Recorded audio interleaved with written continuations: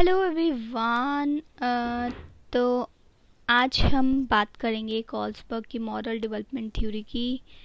And आपको ये भी ध्यान रखना है कि पियाजे ने भी इसकी थ्योरी दी थी, ठीक है। पियाजे एंड कॉल्सबर्ग दोनों ने दी थी, लेकिन अभी हम बात कर रहे हैं कॉल्सबर्ग की मॉरल डेवलपमेंट थ्योरी के बारे में। तो स्टार्ट करते हैं। इसमें ना आपने पहले ये याद रखना है कि एक हेंस डिलेमा करके इन्होंने बताया था। तो इसमें क्या था ये आपसे पूछा जा सकता है। तो इसमें ना एक स्टोरी है हस्बैंड वाइफ की, जिसमें वाइफ को बचाने के लिए ना जो हस्बैंड था वो ड्रग्स की चोरी करता है, ठीक है। तो इसमें ये बताया गया है कि क्या वो चोरी करे या ना करे, मतलब मॉरल्स के हिसाब से वो जस्टिफाई है या नहीं है, ठीक है। तो वो मतलब हैंस नाम का एक बंदा था, उसने चोरी की थी। तो इसमें ये स्टोरी उसके बारे में है। तो इसमें जो है, अगर आपसे कोई पूछे कि हेल्स डिलेमा जो थ्योरी हेल्स डिलेमा किसके द्वारा दिया गया था, मतलब बताई गई थी स्टोरी, तो कॉल्सबर्ग के द्वारा, ठीक है। तो इसमें जो टर्म्स आती हैं वो आपके लिए ज़्यादा इंपॉर्टेंट है। तो पहला है हमारे पास मॉरल रियलिज्म, ये याद रखना प्लीज़। बी पॉइंट है आपके पास मॉरल कॉर्पोरेशन। देन हाँ, इसमें ये जो दुविधा होता है, इसका मतलब जो डायलेमा होता है उसका मतलब होता है दुविधा। सी हमारे पास पॉइंट है वो है मोरल डायलेमा, ठीक है। वेरी इंपॉर्टेंट ये वाली थ्योरी, इसमें से 100% क्वेश्चन पूछे जाते हैं। Fourth one is moral reasoning. तो एक एक करके हम इसके बारे में डिस्कस करते हैं। तो जैसे पहला है हमारे पास मॉरल रियलिज्म। तो इसमें क्या है, इसमें ना रूल्स जो होते हैं ना, रूल्स आर फिक्स्ड, या फिर आप रिजिड भी बोल सकते हो, ठीक है। मतलब बिल्कुल भी रूल्स जो है वो तोड़ने नहीं है, कैन नॉट ब्रेक। और अगर ब्रेक करोगे तो क्या मिलेगी, पनिशमेंट मिलेगी। तो वो आता है आपका मोरल रियलिज्म में कि रूल्स को बिल्कुल भी ब्रेक नहीं करना है। Second one is moral cooperation, ठीक है। ये सेकंड वाला, इसमें क्या है कि इंटेंशन सही होनी चाहिए, एंड आपको कोई कॉपरेट कर रहा है, then you can break the rules. Example के तौर पे अगर हम देखें कि जो ट्रैफिक रूल्स है वैसे उसको ब्रेक करना गलत बात होगी, लेकिन अगर एम्बुलेंस को वहाँ से निकलना है तो आप यहाँ पे आपकी इंटेंशन तो सही है ना, आप कॉपरेट करना चाहते हो किसी को, आपकी इंटेंशन सही है, तो एम्बुलेंस जो है वो ट्रैफिक रूल को ब्रेक कर सकता है। तो वो किस में आ जाएगा, मॉरल कॉपरेशन में आ जाएगा। आप इसके एग्जाम्पल भी याद रखिएगा। देन हमारे पास आता है मॉरल डायलेमा। इसमें क्या होता है, कंफ्यूजन बिटवीन राइट एंड रोंग, मतलब यही नहीं पता चलता कि राइट क्या चीज़ है एंड रोंग क्या चीज़ है, उन दोनों में कंफ्यूजन होती है। मतलब no moral choice is right, इसमें ये चीज़ का ध्यान रखना है। फोर्थ पॉइंट हमारे पास आता है मॉरल रीजनिंग। तो इसमें क्या है, इसमें ये होता है जस्टिस के लिए, ठीक है। मॉरल रीजनिंग जो है ये जस्टिस के लिए होती है। इसमें क्या होता है, thinking process involve in the judgement of question कि राइट है या रोंग है। तो ये जो है ये कॉग्निटिव से रिलेटेड है, जस्टिस वाली कॉग्निटिव से रिलेटेड है, ये भी बात आपको ध्यान रखनी है। अब हम आगे ना कॉल्सबर्ग की मॉरल डेवलपमेंट थ्योरी में ना 3 लेवल्स पढ़ेंगे और 6 स्टेजेस पढ़ेंगे, उसमें से 100% क्वेश्चन बन के आते हैं। तो उससे पहले मैं एक बार इसको दोबारा से सम फटाफट से कर देती हूँ। तो हेल्स डायलेमा के बारे में कॉल्सबर्ग ने बताया, 4 तरीके की इन्होंने टर्म्स बताई। मॉरल रियलिज्म, जिसमें जो रूल्स होते हैं वो बिल्कुल फिक्स्ड होते हैं, रिजिड होते हैं, पनिशमेंट मिलती है अगर कोई रूल तोड़ता है। तो सेकंड इज मॉरल कॉपरेशन, अगर आपका इंटेंशन सही है तो आप रूल तोड़ सकते हो। एग्जांपल के तौर पे एम्बुलेंस, क्योंकि आपकी इंटेंशन सही है, बंदे को बचाने के लिए आप ट्रैफिक रूल्स को तोड़ रहे हो, तो वो आपका मॉरल कॉपरेशन में आ जाता है। मॉरल डायलेमा में कंफ्यूजन होती है between the right and wrong, ठीक है। तो no moral choice is right, ठीक है। एंड मॉरल रीजनिंग, जिसमें जस्टिस के लिए मेनली ये होता है, एंड इसमें जो है थिंकिंग प्रोसेस इन्वॉल्व होती है कि judgment of the question of right and wrong. इसके अंदर कॉग्निटिव से ये जो है वो रिलेटिव है, ठीक है। उसके बाद अब हम बात कर लेते हैं जिसके बारे में मैंने पहले भी बताया आपको कि 3 लेवल्स हैं एंड 6 स्टेजेस हैं। अब पहले हम देखते हैं फर्स्ट लेवल, ठीक है। ये वाला जो फर्स्ट लेवल होता है ना, इसको क्या बोलते हैं, प्री कन्वेंशनल मोरालिटी, ये ऐसे पूछा जाता है, या फिर और इसका नाम है प्री मोरालिटी, या फिर और प्री मोरल। और ये किसके लिए यूज़ होती है? फॉर इन्फेंट्स या फिर प्री स्कूल चिल्ड्रंस के लिए, ठीक। और इसकी एज मतलब कौन से एज के बच्चों के लिए यूज़ होती है? 4 से 9 साल के बच्चों के लिए, ठीक है। अभी इसमें क्या आती है? 2 स्टेजेस आती हैं, वो अभी हम पढ़ेंगे। उससे पहले आपको ये याद रखना है, इसका नाम पहले लेवल का नाम क्या है? प्री कन्वेंशनल मोरालिटी या फिर प्री मोरालिटी या फिर प्री मोलर। ये इन्फेंट्स के लिए होती है या फिर प्री स्कूल चिल्ड्रंस के लिए ये होती है। अब हम जिसकी बात करें पहली, उसमें स्टेज 1 आती है। स्टेज 1 जो होती है वो आपकी होती है obedience and punishment. Obedience and punishment. इसी के अंदर ही स्टेज 2 मतलब लेवल 1 प्री कन्वेंशनल मोरालिटी के अंदर stage 1 obedience and punishment. Stage 2 आपकी होती है इंडिविजुअलिज्म एंड एक्सचेंज, या फिर इसको क्या बोला जाता है? इंस्ट्रूमेंट, पर्पस, ओरिएंटेशन, या फिर इसको बोला जाता है सेल्फ इंटरेस्ट, ठीक है, या फिर रिवॉर्ड्स भी जिसको आप बोल देते हो।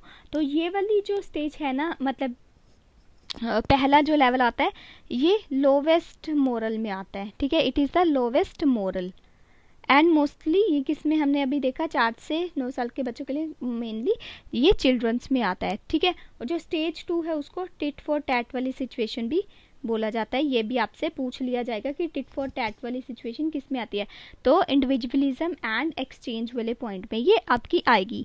अब क्वेश्चन आता है, वेरी इंपॉर्टेंट क्वेश्चन आता है कि child do not take holiday because of the fear of the punishment. तो ये कौन से स्टेज में आएगी, ठीक है, इसमें आएगी या इसमें आएगी?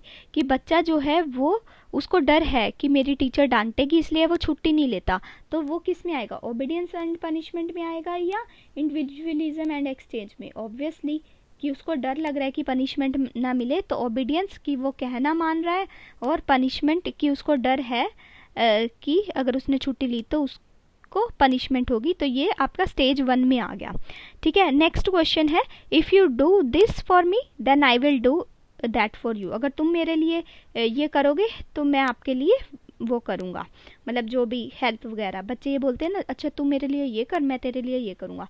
तो वो क्या हो रहा है? एक्सचेंज हो रहा है, ठीक है।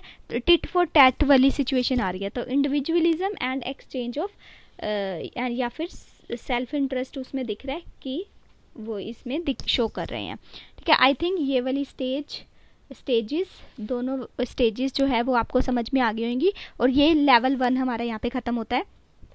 अब हम बात कर लेते हैं लेवल 2 की। आई थिंक आपको ये सारी चीज़ें समझ में आ रही होंगी। तो लेवल 2 देखो, लेवल 1 क्या था? प्री कन्वेंशनल मोरालिटी, और लेवल 2 क्या है? कन्वेंशनल मोरालिटी, ठीक है। और इसमें जो है ये 9 से 12 साल के बच्चों में जो है वो देखी जाती है, और इसमें जो है ना स्टेज 3 आती है और स्टेज 4 आती है। तो स्टेज 3 वाली कौन सी है? इंटरपर्सनल रिलेशनशिप, या फिर आप गुड बॉय और गुड गर्ल भी इसको बोल सकते हो, कि मतलब अच्छा बन के रहना।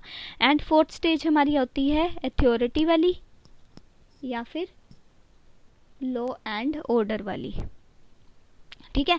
अब एग्जाम्पल देती हूँ स्टेज 3 में, ठीक है, मतलब गुड बॉय या फिर गुड गर्ल बन के रहना या फिर इंटरपर्सनल रिलेशनशिप। इसमें क्या है कि इमेज मेरी सोसाइटी में ख़राब ना हो। एग्जाम्पल के तौर पे बॉस एंड एम्प्लॉय, बॉस उसको ना मतलब एम्प्लॉय को बहुत सारा काम दे ही जा रहा है और एम्प्लॉय कर ही जा रहा है, बट एम्प्लॉय को ऐसा मतलब फील हो रहा है कि ओवरबर्डन हो रहा है, लेकिन वो ओवरबर्डन को भी ना हंस के लेता है, ठीक है, ताकि बॉस के सामने वो ना गुड बॉय बन के रह सके। तो ये आपका किस में आ जाता है? स्टेज 3 में आ जाता है, good boy and good girl बन के रहना एंड इंटरपर्सनल रिलेशनशिप। और ये किस में आता है? लेवल 2 कन्वेंशनल मोरालिटी के अंदर।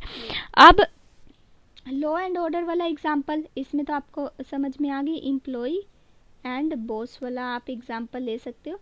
एंड स्टेज 4 में आप ले सकते हो, जैसे टीचर ने कहा बच्चे को कि असाइनमेंट कंप्लीट करना है, ठीक है, तो वो आपका किस में आ जाएगा, और बच्चा उस असाइनमेंट को कंप्लीट कर रहा है तो वो किस में आ जाएगा, थ्योरिटी एंड लो एंड ऑर्डर के अंदर वो आपका डील करेगा, उससे डील करेगा। ठीक है, अभी हम चलते हैं अपने थर्ड पॉइंट पे, जो कि हमारा लेवल 3 है। ठीक है, और पहले हमने लेवल 1 में देखा था प्री कन्वेंशनल मोरालिटी, सेकंड वाला कन्वेंशनल मोरालिटी, एंड थर्ड वाला आपके पास आ गया पोस्ट कन्वेंशनल मोरालिटी। ठीक है, और इसमें कौन से उस वो आएंगे, 12 से 15 साल के बच्चों में ये देखा जाता है। और जैसे कि हमने लेवल 1 में देखा था कि वो लोवेस्ट मोरल का पार्ट था, और ये हाईएस्ट मोरल का पार्ट है। और इसमें स्टेज 5 आती है और स्टेज 6 आती है। स्टेज 5 कौन सी है, social contract and individual right, social contract and individual right, and sixth one is universal ethics principle। ये दो चीज़ें आती हैं, और इसमें जो है ना इनर कॉन्शियस की बात की जाती है। ठीक है, अब एग्जाम्पल जो हेंस डिलेमा हमने पढ़ा था, हेंस सही है या केमिस्ट सही है, हर कोई कहेगा कि इनर कॉन्शियस से कि हेंस ही सही है क्योंकि वो अपनी वाइफ को बचाना चाहता था। That is equality and justice की यहाँ पे बात हो रही है। तो आपको यहाँ पे ये समझना पड़ेगा कि ये जो 5th एंड 6th स्टेज है इसमें एथिक्स की बात की गई, यूनिवर्सल एथिक्स की, और 5th वाले में आपके इंडिविजुअल राइट की, क्योंकि हेंस को लग रहा था कि वो सही है क्योंकि वो अपनी वाइफ को वहाँ पे बचाना चाहता था। ठीक है, आई थिंक ये आपको समझ में आ गया होगा। नेक्स्ट हमारे पास आता है क्रिटिसिज्म ऑफ कोल्सबर्ग। अब इसका क्रिटिसिज्म कौन करता है, पहला क्वेश्चन ही यहीं से ये आ जाता है। तो यहाँ पे आता है लेडी कैरोल गिलिगन। तो ये इनको क्रिटिसाइज करती है कोलबर्ग्स को, क्योंकि ये कहती है कि he only consider the male perspective not the female perspective, and इनको ये बोलती है कि ये जेंडर बाइस है। कौन, कोलबर्ग। लेडी कैरोल इनको कहती हैं कि ये जेंडर बाइस की बात करते हैं क्योंकि मेल पर्सपेक्टिव को ही ज़्यादा लेके चलते हैं। ठीक है, उसके बाद सेकंड इन्होंने ये क्रिटिसिज्म किया इनका कि note count the cultural differences of the male and female perspective. Note count the cultural differences को भी काउंट नहीं किया इन्होंने, किसकी, मेल एंड फीमेल पर्सपेक्टिव में। ठीक है, और वेरी इंपॉर्टेंट ये भी पूछ लिया जाता है कि लेडी कैरोल गिलिगन ने कौन सी थ्योरी दी है, तो इन्होंने दी है gave care perspective theory, gave care perspective theory. अब थोड़े से ना हम क्वेश्चन कर लेते हैं। ठीक है, इसको रब कर देती हूँ। पहला क्वेश्चन ये आता है कि आपने बताना है कि कौन से लेवल में, मतलब लेवल 1, लेवल 2, लेवल 3, कौन से लेवल में एब्सेंस ऑफ मोरालिटी होता है। एब्सेंस ऑफ मोरालिटी किस में होता है, तो इसका आंसर है L1, लेवल 1 में। सेकंड क्वेश्चन है thinking process involve in the judgement of question of right and wrong. तो ये आपका किस में आता है, मोरल रियलिज्म में, मोरल कॉपरेशन में, मोरल रीजनिंग में, मोरल डिलेमा में। आपको मुझे कमेंट सेक्शन में बताना है। तो जब बात आती है जजमेंट की कि क्वेश्चन कौन सा राइट है या फिर रॉन्ग है, क्योंकि मैंने आपको बताया था थर्ड वन में उसको कन्फ्यूजन होता है कि राइट एंड रॉन्ग कौन सा है, तो ये किस में आ जाएगा, मोरल रीजनिंग में। ठीक है, क्योंकि वो judgement of question of right and wrong की बात करते हैं वहाँ पे। थर्ड क्वेश्चन हमारे पास आता है, कलर चेंज कर लेती हूँ। हाँ जी, how can we insist the moral value in children according to the Kohlberg's. मतलब हम बच्चों के अंदर मोरल वैल्यूज़ कैसे डाल सकते हैं कोलबर्ग्स के अकॉर्डिंग। तो सबसे इम्पॉर्टेंट वही बात की डिस्कशन की जाए। अगर हम मोरल वैल्यूज़ के बारे में बात करेंगे, डिस्कशन करेंगे, तो हम उनमें इंसिल कर सकते हैं। नेक्स्ट हमारे पास आता है कि मेन क्रिटिसिज्म कोल्सबर्ग्स का किसने किया, वो अभी हमने देखा लेडी कैरोल गिलिगन ने। एंड किस लिए किया, क्योंकि वो मेल्स पर्सपेक्टिव के ही बारे में बात करती है, फीमेल पर्सपेक्टिव को नहीं लेके चलती। नेक्स्ट हमारे पास आता है as a teacher you formally believe no ragging and bullying, young adolescent join the teacher in this believe. ये कौन से लेवल में आएगा, लेवल 1, लेवल 2, लेवल 3। तो यहाँ पे बात हो रही है कि कोई भी रैगिंग नहीं होगी, बुलिंग नहीं होगी। ठीक है, एंड टीचर स्टूडेंट्स के साथ ही रहेंगे इस चीज़ में। तो यहाँ पे L3 में ये आ जाएगा। ठीक है, नेक्स्ट हमारे पास पॉइंट है प्राइमरी स्कूल लेवल्स जो हैं वो किस में आता है। प्राइमरी स्कूल लेवल किस में आता है, स्टेज 1 में, स्टेज 2 में, स्टेज 3 में, स्टेज 4 में, स्टेज 5 में या फिर स्टेज 6 में। तो आपको ये याद रखना है कि वो स्टेज 1 एंड स्टेज 2 में आएगा, मतलब लेवल 1 में आएगा। कौन से? प्राइमरी स्कूल लेवल, क्योंकि हमने देखा था कि जो स्टेज 1 एंड 2 है वो आपका 4 से 9 साल के बच्चों के लिए होता है। ठीक है, आई थिंक ये क्वेश्चंस के साथ आपको कोल्सबर्ग वाला टॉपिक बिल्कुल क्लियर हो गया होगा। नेक्स्ट में हम मैस्लोज की थ्योरी ऑफ सेल्फ एक्चुअलाइजेशन या फिर नीड्स के बारे में डिस्कस करेंगे। Thank you.